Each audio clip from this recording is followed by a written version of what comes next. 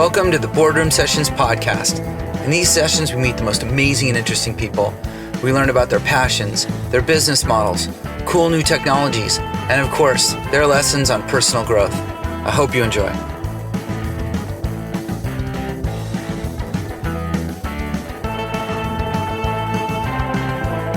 In this Boardroom Sessions podcast, we meet none other than Rick Dellar. Rick is a true Renaissance man. Rick is an entrepreneur, winemaker, a skier, real estate developer, family man. We cover a lot of ground in this interview here. We talk about life advice. We talk about the origin story of a company called Intelisys, building the channel, advice for people in the channel. And we talk about real estate. We talk about yoga, Zen, spirituality, and much, much more. Hope you enjoy. Rick Dellar, welcome to the Boardroom Sessions podcast. Thank you. It's great to be here, Mike. It's a long time coming. I think the NDA is worn off. Yeah. It is a long time coming. That's fantastic. So, Rick, I've known you for a long time. I've known you as a Renaissance man, I guess, is the best way to describe it. You've done a lot of things. You're doing a lot of things. You're constantly reinventing yourself. You do so many different things, even when you're in a role, and your life is full of so many things. We could go on lots of tangents, but let me just throw a few adjectives at you. All right. Okay. So let's roll. You're a pioneer. You're an entrepreneur. You're a winemaker. You're a skier. You're a contractor, developer. Home developer is a new one, right? That's a new one. It's a new one. Lucrative one. Family man, right? Later in life. Husband. Philanthropist, art dealer. Man, you're making me sound consumer. Good, Mike. those are just the things off the top of my head. Am I missing anything? No, but I've been called way worse. I'm sure you have. And some folks still think that, but that's okay. I don't. I'm a big fan. And so I've been asking you if you would be willing to be a victim on the podcast here for a long time, because I think we have a lot to learn from you. In particular, I want to talk about the origin story of the channel. And so for folks that don't know what the channel is, why can't you describe to us, first of all, what it is, and then I'm going to go into some background and find out how it is that you made that leap, and then we're going to dive into that a little bit more. But tell folks what the telecom channel is, if you will. Yeah, so the channel is to me the sort of superior way to buy IT and buy cloud and connectivity. And really what it refers to is typically the different providers, and we'll just call it those providers and suppliers, the AT&Ts, the Verizons, the cable companies, and many that we've never heard, maybe most people have never heard of. They go to market in a few different ways. They may call you, at your business, telemarketing, but typically they'll go ahead and have direct sales forces where there's folks that carry quotas to go out and sell enterprise businesses. Another way to do it is through an alternate channel. And this is the way that things like equipment have been sold for years through an independent channel. Value-added resellers. Yeah. It's very difficult to buy some Cisco networking gear directly. You kind of have to do it through a value-added reseller. And so we do the same, but we're distributing cloud and connectivity services, very little equipment. And I was sort of there in the very beginning. Right. Yeah. And so I found my way into the channel almost 10 years ago, and it's changed my life. And as a telecom guy who was that sales guy for a long time and a sales leader and things of that nature, I kicked myself immediately once I had a little success as to why I haven't been doing this longer, right? Why I didn't start doing this a whole lot earlier. And you told me— Everyone says that, by the way, even today. It's a pretty amazing business model. It is. And you told me your story about how you had some angst and a resentment, and a printer and all that kind of stuff was involved in the conversation. Tell us quickly, how did you first understand that being a direct representative of a company was not the path for you? And it was very early and it was kind of new. So how did that work out?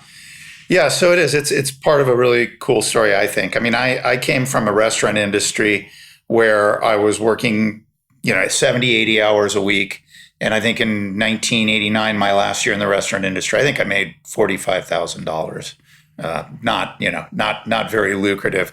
And I decided after a really cool career that that I enjoyed, that I really preferred to eat in restaurants than work in them.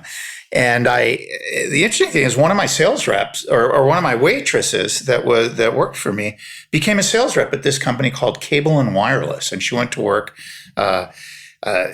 working for this British company, selling business long distance of all things. And what I found is, about 4 months after she had left the restaurant, she's walking in with parties of 10 with 10 friends and picking up the tab. So I knew she was doing pretty well. And it came time. I actually came down to Southern California. I followed a love interest and moved down here. And I thought, I'm going to just do something new. So I got into direct sales. I interviewed with sort of an iconic figure in the industry, Janine Haney. So many people know her. She hired me. I don't know how. And it was really funny because I said, well, what's the key to success? She said, well, if you go out every day and you knock on 50 doors of businesses. It's a 50-point day. Yeah, the 50-point day. Grab some business cards, come back at 5 o'clock, call them all. You'll go ahead and make 75 grand your first year and 150 the second year. I looked at her. I thought she was crazy. That was a great formula. Yeah. And I said, really? That's all you've got to do? And she said, oh, most people exit for the door at that point thinking this is a terrible job. Like, okay, I'll try it for a year. Let's do this. You're an incentive guy, right? You like a carrot. Sure. So I actually broke the rookie sales record for the first 12 months, which was kind of cool. So I took to it like a fish to water. And I started a career that was really wonderful. And I love the fact that I was working with businesses and I had exposure to all kinds of businesses and leaders. And for me, it was the right type of business because I was selling more of a concept, not a physical product. And that sort of appealed to me. It was challenging to me. And we were helping businesses. Largely, it was a financial sale. We were helping them to save money. Right. It was long distance, right? You're selling, they had only a couple of options beforehand, and now there's a new market, new tools, and most people weren't aware of it. So you're actually bringing them a cost savings. Yeah. And there's this thing, perhaps you heard of it, called the World Wide Web. It was not invented then. So this was pre-internet. And it was great. And, I found myself making a six-figure income. And, now it's maybe 1993 and I'm loving what I'm doing. I'm thinking, well, I'll probably be here the rest of my life doing this. But there was one little thing. Everybody in our family was an entrepreneur, and you sort of get kicked to the curb by 30 if you haven't started a business. So I always wanted to start a business. And for me, I was looking for an opening, and I sort of found one. And I found one in the weirdest way, because I noticed sitting at my cubicle in Tustin selling long distance that some cat would drive up in a Porsche. The one I wanted to buy was a Carrera Cabriolet, wearing really cool sunglasses that I probably couldn't afford at the time. And he had a backpack before guys had backpacks. And he'd come into our office and he'd go to the collateral, shelf and start taking all of our brochures like he owned the place, put him in his backpack, kind of wave to my manager and say, well, move on, get into his Porsche and drive off. So I watched this happen a couple times. I got pretty curious. Who is this guy? Yeah, like what's the deal with that guy? And it seems like he owns the place and he's obviously successful and doing well. So I went over to my manager, Julie Gardner, and I said, who is that guy? And she said, no, that's nobody. And I said, oh, well, that piques my interest. What's the deal? She didn't want you to know. She didn't want me to know. Ignorance is bliss. So she proceeds to tell me that it's an experiment out of corporate called an agent that's part of an alternate channel of distribution. Think channel. And she assured me that he didn't get a laptop and a wonderful health plan, both of which were awful, and that didn't have a base salary, which was tiny. And I said, well, how does he get paid? He seems like he's doing pretty well. And she said, oh, he just gets paid a little bit if he sells something. He doesn't get paid anything if he doesn't sell anything. And it's at the same rate as you would sell, Rick. There's no advantage that he has. I said, well, how much is a little bit? And she said, she went ahead and said, well, it's a little bit each month, kind of a residual payment, and it's between 8 and 20%. And I said, I'm sorry, did you say 8 and 20%? I said, so he's getting paid 20%. And so she said, yeah, and I said, okay. And I went back to my desk and I wrote out a resignation letter. And I went to my networked printer and printed it off and grabbed it before the administrators could get to it. And I signed it and I walked it into Julie and I said, okay, I'm an agent now. Give me the contract. Give me the agent deal. And what I had done is I'd looked at my past commission statements for the last 12 months and multiplied it by 20%. And I realized that I'd be making, in excess of $400,000 or $500,000 a year. You're the quintessential coin-operated sales guy. Absolutely. Absolutely. So loaded with debt, working hard. So she really counseled me and she said, look, Rick, this isn't the way to do this. This is an impetuous decision. And she was right. She said, there's more to owning a business than being a great salesperson. And it was sage advice. She said, write a business plan. If this is something you still want to do in 6 months, it's fine. Well, I'll help you do it. And we'll maybe even try to get you a little base of your customers to go over there with. But I listened to her. I thought it was really great advice. The interesting thing is, Mike, I got fired. Well, they call it a RIF, right. Reduction in force. Right. But we walked in one day, and from corporate was the VP of sales, HR, and there were a bunch of unfolded cardboard boxes in the hallway. And Get your shit and go. Pretty much, yeah. So we got whacked, and I remember we went around. Everybody looked at me because I was sort of the top dog in the office, and they said, "Well, what are we going to do now?" And I said, "Well, you know me. I'm the eggs with Dellar guy." I said, "I'm hungry. I'm gonna go get an omelet. I'm buying. Let's go have breakfast." So we went and had eggs. And I remember went to Mimi's on 17th Street in Tustin. I know it. Yeah.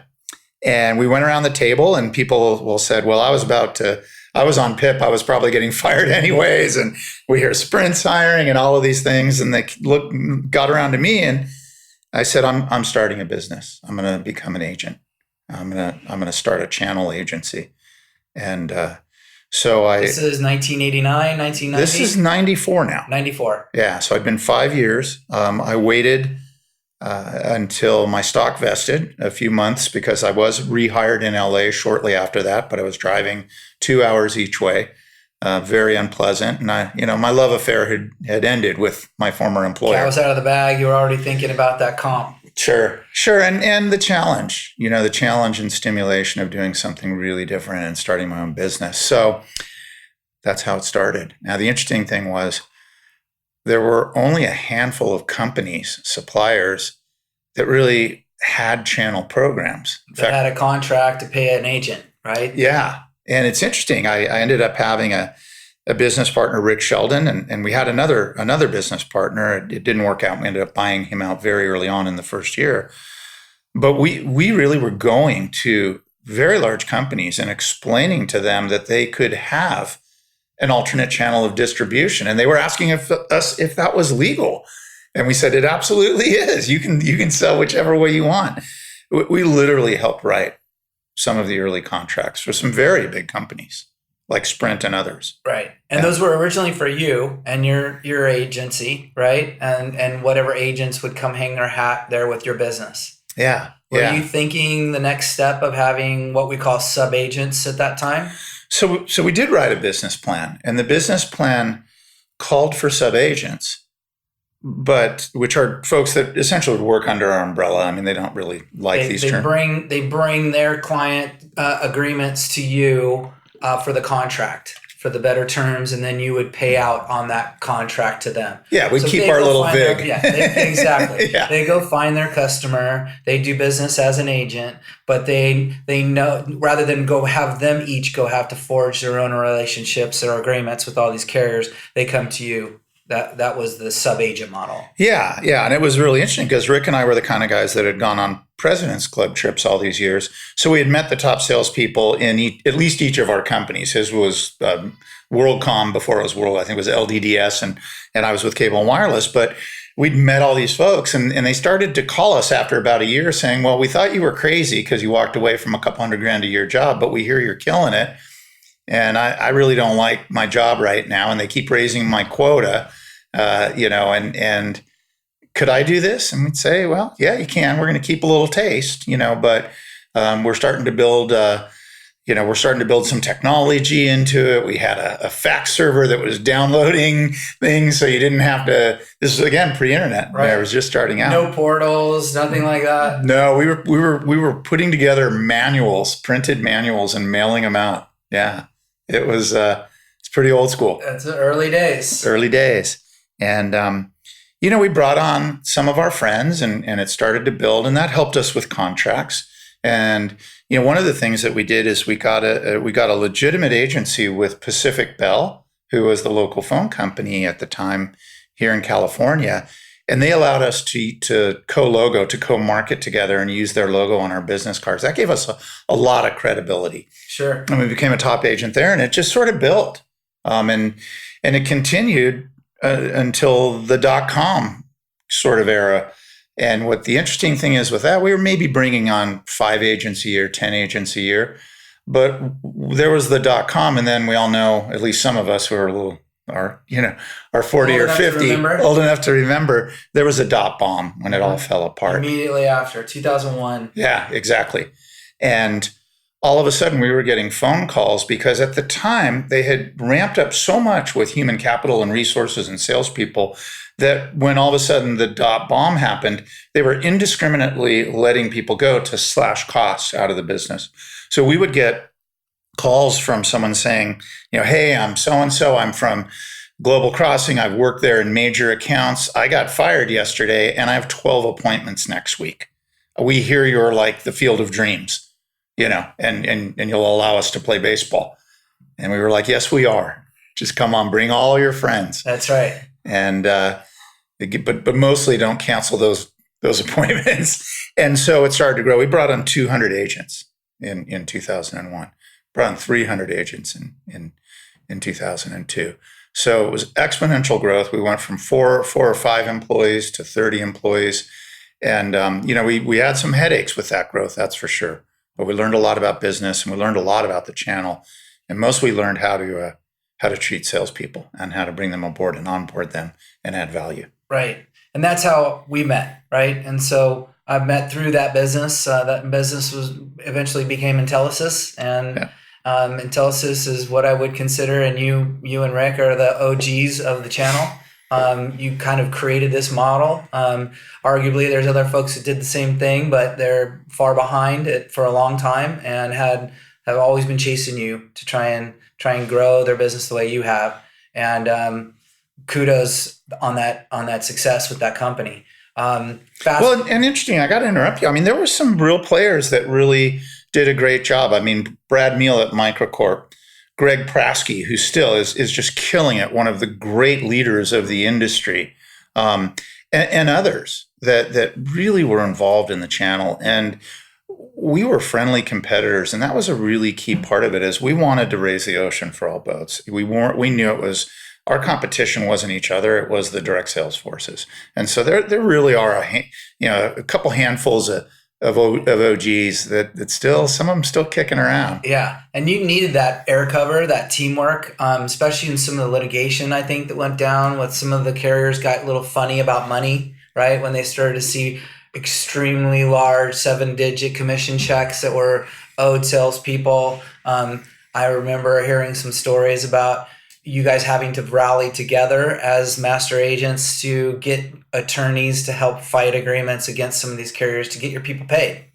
Yeah. You grow up fast. And the numbers got real. And I think when Intelisys sold, we had over $1 billion in customer billings. I think it's probably approaching $3 billion in customer billings, something like that. Wow. So yeah, the numbers got big, and the suppliers for the most part have been wonderful. We had a few bad eggs, just like there were some bad master agents and agents out there. The funny thing is today, especially being myself, having worked for many of those carriers and running big sales organizations at aforementioned PacBell, AT&T, Internap, and others, those companies were very averse at first, in my experience, to the agency, right? Especially from the direct side. From our perspective, we viewed the agents as wily.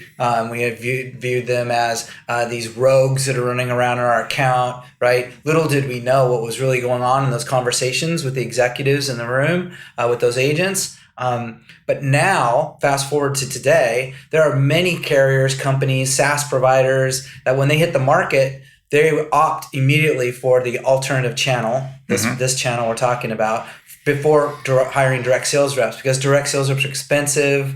They take ramping. They take lots of time and effort. They're on the payroll. They're on healthcare, where an agent's nothing until I sell something. So it's pay as you go. Yeah, and the statistics around direct sales force are that you're going to turn your sales force every year or so, because only about 20 to 25% of them make it at the end of a year, and their return to industry thereafter to sort of not perform elsewhere.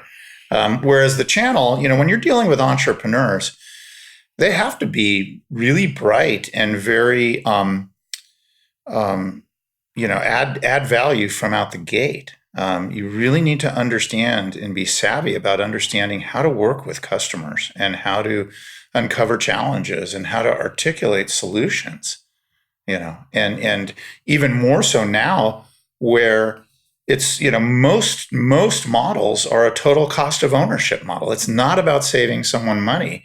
It may be about saving productivity, increasing productivity, being more efficient, but it's a much more sophisticated sale.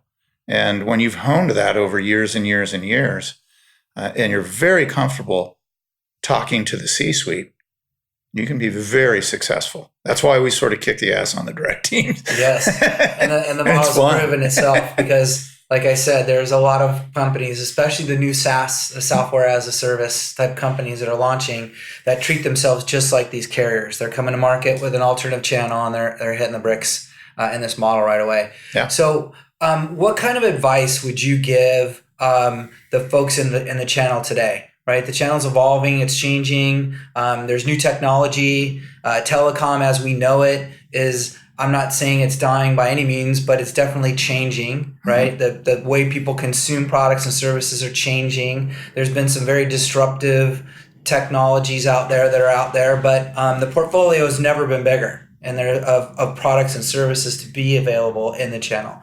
What kind of advice would you give to a channel person today that's in the business? You've been privy, some of the folks that you run around with and go on vacation with and hang with have been very, very successful in the agency business. What kind of advice would you give to somebody?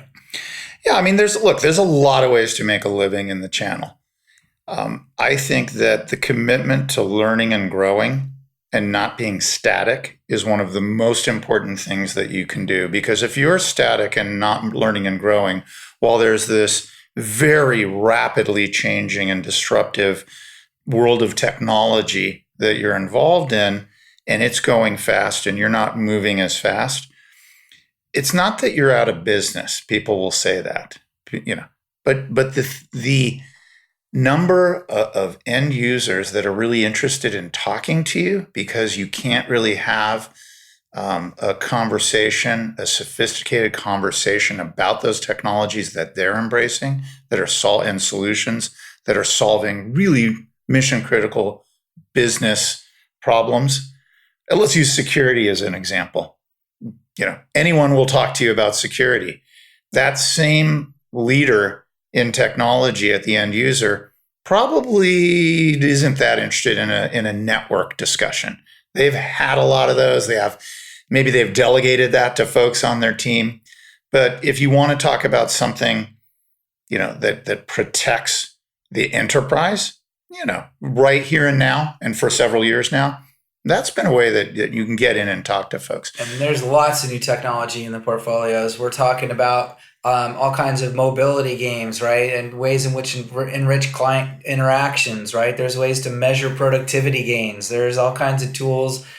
If you have a problem, chances are there's a tool for it if you're aware. Yeah. If you're aware. So you're saying... And we're not even getting into AI and all of that, which is very real. Yes. Yeah. Yeah. And, I think the other thing is, what the channel allows you to do that doesn't exist on the direct side. And this is really, when you think about it, Mike, I mean, physically where you place yourself at the table, at the boardroom, when you're talking to, a prospective business, you can literally sit next to them and help them uncover challenges in their business and bring solutions that solve real problems. And you can do it literally while sitting next to them and advising them, as opposed to on the direct side, you're sitting across from them and trying to sell them something. Right. And that's the beauty of it. That's the beauty of it. And naturally, the financial element of it, where probably 90% of the commissions are residually based. Building an annuity business, right? And so building an annuity business is something that's very rare, right? It's for of only a few different business models that are out there alive today. And for that purpose alone, most of the folks that I know that are in the channel, like myself, that have young children that are now becoming young adults, right, have at least made them aware that this is a unique and different way. And so I'm happy to report my son, Will, is joining me this summer to be an intern, and maybe he can figure out what it is that Dad does for a living. This podcast being one avenue to hear from one of the OGs. Original gangster is what OG stands for. And so make sure that we get some advice and understand how we do these things. And so you're saying to make sure that, and this is a life advice, and it's going to come up in this conversation quite a bit, but make sure that you're ever learning and ever adapting, right? Yeah. If you're static, you're falling behind. I mean, Right. It's just a fact. What do they say? If you're not composing, you're decomposing. Right. Exactly. That's right. Exactly. So let's talk a little bit about building that business. Outside of all the cool, sexy selling products and training top sales agents how to be better agents, you had to build a business. You had to hire people. You had to have regions. You had to try things. You had to scrap things that didn't work, right? You had to go and build this nationwide, international business plan. Tell me some of the top lessons learned while growing that business. And by the way, there's a success story here because you sold Intelisys with Rick and others, and that company sold for quite a bit of money, and now you're on to bigger and better things, which we'll talk about. So congratulations on that. What were some of those lessons learned in building the business as an entrepreneur? So I think some of the biggest lessons really were around how to scale a business. And if I had any regrets early on around Intelisys, it was that we were hungry for profits, and I think sometimes when you start a business, you don't believe it's actually successful until it's actually been successful for quite a while. So we sort of thought the whole thing was a dream that was going to end. So we probably kept a few of our rubles longer than we needed to. And I wish we had reinvested more of our money into the business where it could have exponentially grown and turned those dollars into little worker bees for us in the business, as opposed to we took some profits because we had worked very hard, and you don't make a lot of money the first couple of years. And, we'd put it into private investments in our own portfolios. And I think we could have grown the business faster, which would have created more wealth. So you need to understand, you're building a stock in a company. And, for us, I think we could have increased the value quicker and for the long term by investing more. The biggest investment, the two biggest investments that you can make, to me, are sort of this in order. One, human beings. People. The right people. And that's really key. It's like a golf swing. People say practice makes perfect. Now, I'm a shitty golfer, okay? Practice doesn't make perfect. Perfect practice makes perfect. And it's the same thing with people. It is impossible to scale a business on the back of your willingness to work a number of hours. Maybe it could top out at, 60, 70 hours. Is that even sustainable? In order to scale, you have to have other people, and you have to trust that they will have different styles, that they will make mistakes, and that none of them will sink the ship because you won't put them in a position to let them do that. I think, we get trapped as founders and entrepreneurs into thinking that we're the smartest people in the room. And that's a very dangerous place to be, in my opinion. And so, we invested in people. We had a philosophy that said at Intelisys, and I use it in all of my businesses, that, we don't want to be in the talent modification business. We want to be in the talent selection business. And what that means... That's a very distinctive point there, right? That you can't... It's easier to find the right individual than train an individual to be the right individual. Exactly. Hire great people, invest in them, trust them, empower them, allow them to make mistakes, and you will find that you can scale a business. You also did some things that I think were very unique when I was new into the channel that I thought were amazing. With Chuck and things, you trained people on their business, right? Mm-hmm. You gave them a resource to come into their business and learn how to, for an agency that had a few people or was trying to grow their own agency underneath Intelisys' portfolio, you would bring in somebody like Chuck to come in and help them, coach them on their business, not just on being a better agent, but how to run their own business and do things of that nature. You also acted as a bank. You would help loan people money on their future business, right? Yeah. So that they could invest and buy people. And that's still going on today. And those are just very smart, very thoughtful, and I think they pay dividends. Yeah, I mean, that's another key point. And I would tell this to your son up at Oregon. I mean, be innovative. Always think about, well, what could you do to add value? Because owning a business, we think it's some people really look at it as a hierarchical thing. I look at it as being of service to your customers. For us, really, we weren't in the end user customer business. I mean, Mike, you were my customer. I was in the business of being of service to you. And that's something we got right early on. We never made it about ourselves. We subjugated our egos, and we always made it about our partners. So if you saw an ad at Intelisys, it never talked about rates or bits and bytes.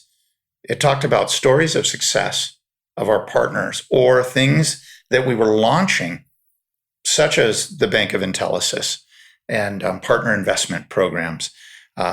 And it was always about how could we make your business better? And that, you can't fake that. It's either real and authentic or it's not. And for us, it was. Now, the interesting thing is a byproduct of that was when you have choices in the industry and you have them in the channel, it's a very sort of transient loyalty because you can literally bring a deal that you started to someone else if that's the kind of person you are. And or you can just switch and find another master agent, and there's nothing keeping you from doing that. So you've got to earn and create value every step of the way, and that's with any business. I agree. It's not just a tagline. I operate every day from how can I help? Yeah. Right? I'm here to help, and if I can, great. If I can't, you're busy. I'm busy too. Yeah. Right? And it's just that easy. That's not easy. It's easy to say that, but you need to operate from that, right? And check your ego at the door. Yeah. And so you and I have had conversations about ego, right? And right. So we're both evolving, growing men who want to be better in our lives, right? You self-admittedly call yourself a recovering ego guy. What do you mean by that? So, yeah. I think I don't know how to explain it other than to say, I don't know that you ever can escape your past in a way. So I'll give you an example. I was at Intelisys 25 years. I founded the company, sold it at the 21st year. Rick and I founded it, sold it in the 21st year, had a 4-year earn-out. So I had a quarter-century career. If you knew me in the first, let's call it 12 and a half years, and you were sitting at lunch with a new employee who started in the 12 and a half year and had been there for 5 years, you could have an interesting conversation about Rick Dellar.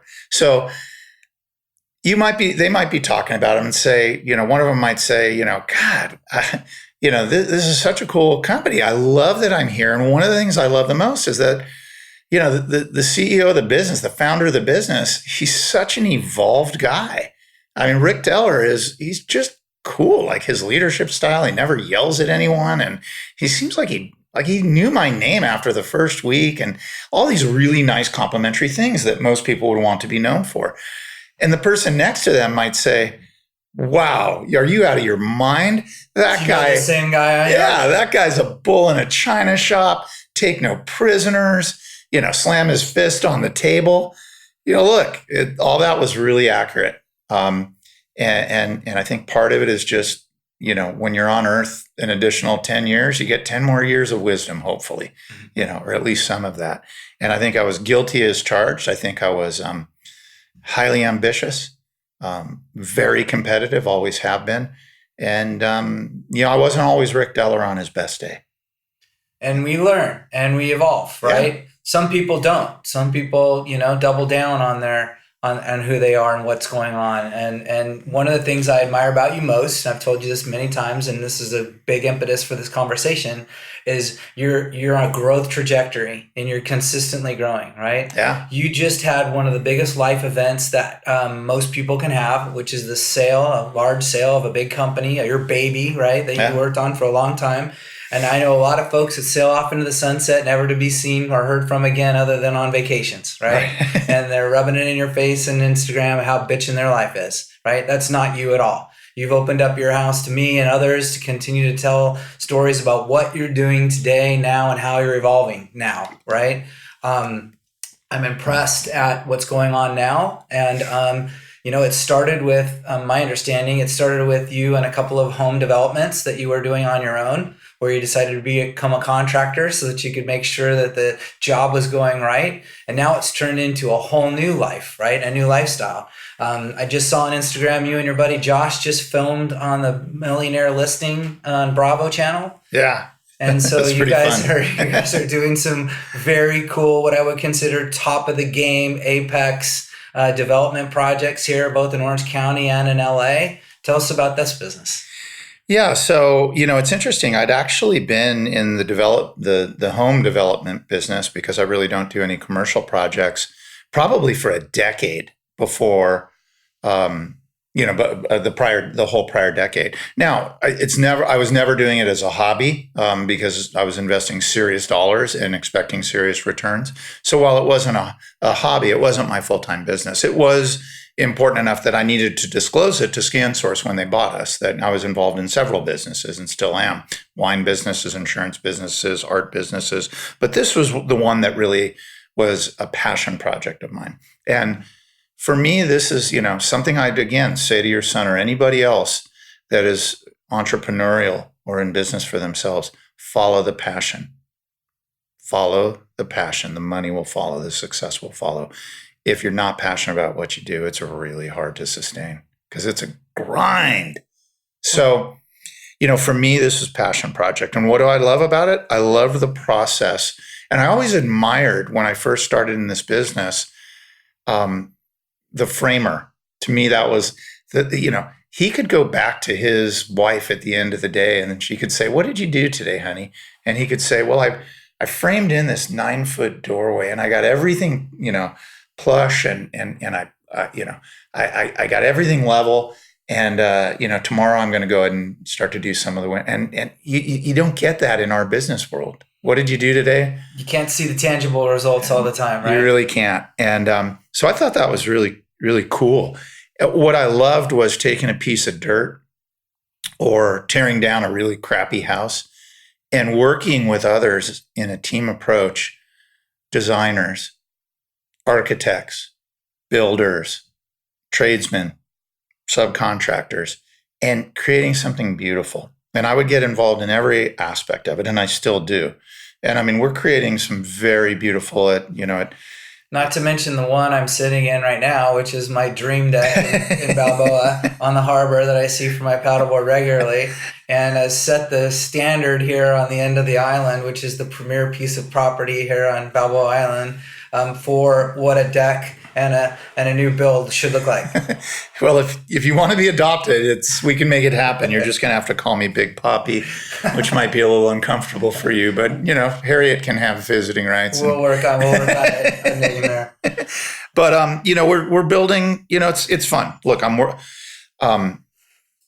Renee, my wife, was worried about would I have an identity crisis when I left Intelisys at the end of the year now. And I laughed because I knew there was absolutely nothing like that would ever happen. I turned a leaf, loved my partners, loved my friends. These are the people that I hang out with and that I'll continue to hang out with. but I turned a page. I really have not been that interested in it. I may do a little work, and we can talk about that here in the channel, but maybe 5 or 10 hours a week. That's about all I want to give. So I'm working with some really fascinating business people and entrepreneurs, and we're building, $10 to $35 million homes.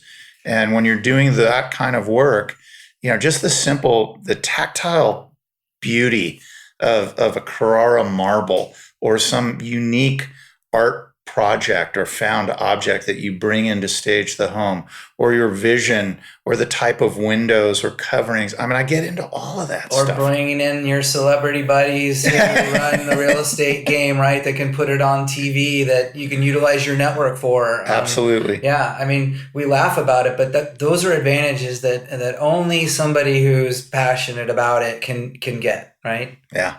And kudos to you for doing that. You didn't only walk into a new role; you walked into a new role and are running with it, and at a an A-lister, right, as they say in the business, from the real estate perspective. I mean, if you're going to do it right. Yeah. So what can we look on the horizon there? More of that? Yeah. We've finished up a project. It's going on the market next week. It's a $20 million project. We've got a project in Beverly Hills where we'll build the last permitted mega mansion. We've almost 14,000 square foot, very crypto kind of focused buyer. Interestingly enough, not homes that I particularly would want to live in, but they're homes that are very popular in the market, very, very modern, very clean lines, very contemporary. So not necessarily homes I would want to live in, but they address a market need in a very powerful way. So more of that. We're also doing some really cool stuff that is very, like we're developing. I bought a piece of land in Tustin where we're building a farm, actually, that will be part community farm, part homeschool learning collaborative, but in an experiential learning farm environment. So kids can learn that food doesn't just come from pavilions. And that dirt matters, right? And that you are what you eat, right? And we're actually doing regenerative farming. So if you've ever seen the documentary, which everyone should see, it's called The Biggest Little Farm. It's amazing. We're going to be doing our own little version of that.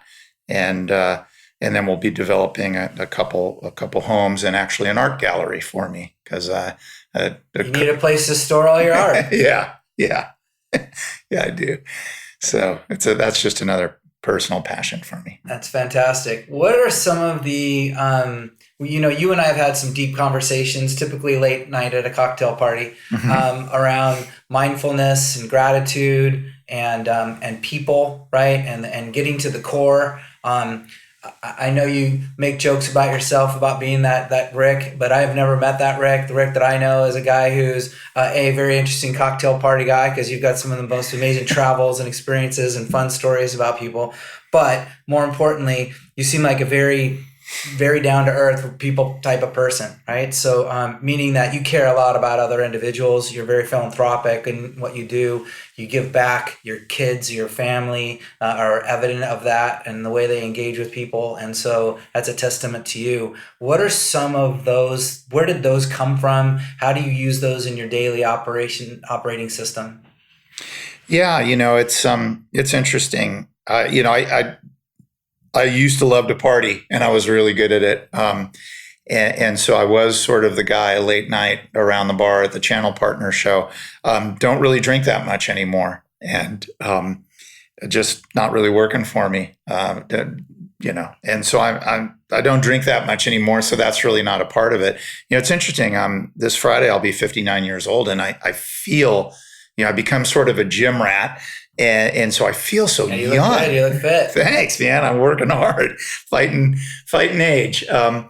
But I feel like I'm getting younger, and along with that, I have so much more energy than I think I had before. Now that I'm eating well and taking care of my body more, not drinking as much, and interesting happens when you have that, your mind expands, and then you decide, wow, like I talked to you the other day, I said, I think I want to get back into yoga. Yeah. And you have a huge, very strong yoga practice. I used to, and I had been, many places in foreign countries going on yoga retreats and things like that. I want to get back into it. Because I want that sort of strength and that flexibility is sort of a metaphor for life. It is, and it's amazing that later in life, I too made some changes in my life. Close to 10 years ago now, where I started to embrace working out and take on yoga, right, and drink less and do all of these things that I found in my life gave me much more energy, much more clarity of mind, and more importantly, I work better, I think better, my people. Traction skills are better. The people in my life are better, right? It's funny how it works. Well, a major philosophy that I'm learning now, really just in the last year, and I've been doing some work with kind of I got a guy, I got a spiritual guy. Mm-hmm. His name's Ian, and he's amazing. And I meet with him on a regular basis and trying to figure out, just more existential, why are we here? What's important? What should I be focusing on, as I approach 60 for the next, 20, 30 years? Hopefully, God willing, I'll live that long. And here's one of the things that I'm trying to embrace now, which is, the past is bullshit. You can learn from it, but there's really a big old bag of pain and trauma for most people when they start digging up the past. So you can't change it anyway. So I try to learn from it. I've been a future guy, always worried about outcomes. Trying to manage, trying to control. Think of the Rick in the first 12 and a half years. Yep. How can I go ahead and make sure that I'm in control of everything? You know what? The bottom line is, I think it was, what did John Lennon maybe said it first? It's like when you start making plans, God starts laughing. Mm-hmm. And it's true. And so I've sort of let go of trying to figure out all the outcomes. And instead, I'm really trying to live in the present. Right. And that is actually... Be here now. Be here now. Right. It's actually working. It works. And I say this, I said it today. I told a lady named Sue at the Side Path offices today. I said, I am not in the results business. I'm in the action business, right? And so I get into action, doing what I know is right? Doing the things for other folks, being of service and being of value. And I hustle and I grind and I do all of those things. And I let God and the universe and everybody else figure it all out and put those things in motion for me. And if they happen, great. If they don't, they don't. Yeah. Typically, though, I get surprised. They're well beyond my goals, my expectations, and I get blown away with what the gifts are of reaping those results, if you will. Yeah. But I'm not in the results business. I'm here now. Yeah, it's true. And it's interesting. I'm not a real religion guy. Because it's always seemed way too male to me, when I think the divinity really comes from the females in our world, in our universe. So, but here's an interesting thing. If I do identify kind of as a spiritual dude. And so whereas some people might say God, I sometimes say source, I say universe a lot. Mm-hmm. When you're of service to another human being, truly of service and not putting yourself first, that's when you're closest to however you define it. God, source, without universe. A doubt. Without a doubt. That's what we're here for. As they would say in a religious context, they would say you're doing God's will in that vein. Yeah. And when you're being of service. Yeah. That's my belief. Yeah, I think it is. And that's what makes life interesting. And it's also pretty darn fulfilling. And, I've always identified as a relationship guy. That's what everybody, you're Mr. Relationship. They're right. Because it's all about people. And you are my relationship here with you is a testament to that, right? And so I appreciate you being that guy. And I think the world's going to be better for it. I'm excited that we had an opportunity to discuss some of that. Good luck with your yoga practice. Thanks. I know. I need it. Yeah. So tell me a little bit about the family. You've got a late bloomer, if you will, in a family. You had a family kind of late, and you didn't get married late, but you decided to have kids later in life. And yeah. I think in hindsight, looking at this now, what a blessing that you were working, striving, controlling, doing all of those things then, right? And weren't trying to raise kids at the same time. Now that you have more time, you're in a better place in your life, you're actually present for your kids and doing things like homeschooling and baseball and all these fun things. Tell me about your experience there.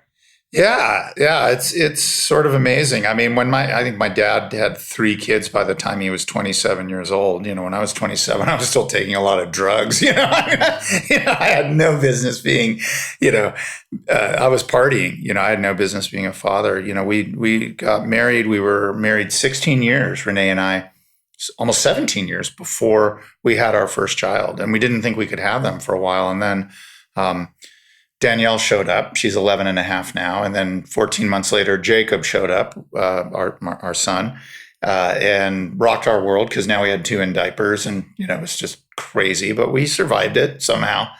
It's an interesting thing about being an older father. I was 48 when I first became a father.